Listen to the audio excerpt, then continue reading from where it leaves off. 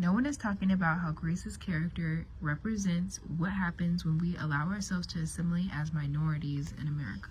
Now, we already see the parallels with vampires and themes of colonialism and the church. We also see how Sammy represents those of us who do not allow our gifts to be taken over by other cultures and pushed down by the church. Grace's character is interesting because she represents a minority of Chinese immigrants who lived in the Mississippi Delta in the 30s. This group was integral to both black and white people in the Jim Crow era. They were just white enough, but still minorities who weren't treated with respect. When we're first introduced to Grace's character, we see her wearing a cross on her neck throughout the film, and we're also introduced to her as a working woman, showing the audience that she's already quietly conformed to American culture. The vampire messages of the whole movie were very closely reflected to the messages of Western religion. Some ways I saw this was the knocking on the doors reminded me of missionaries, the repeated call for fellowship and community are words Western religion in America are well known for. Another way is the savior complex, the message that if you do this, you can be saved from your worries, even death, similar to the message of everlasting life in the church. I think that Grace's character, specifically wearing the cross necklace, meant that her character was doing more than just giving the audience a look into the immigrant perspective. It also meant that she represented an aspect of American propaganda and subliminal messaging. Not just from the subtle evils Western religion placed on the African diaspora during the slave trade when we were force-fed Catholicism and Christianity and stripped from our traditional spiritualities, but also the American dream propaganda that many people from other countries still believe to this day. A capitalistic system that keeps white people on top in most all Western American systems.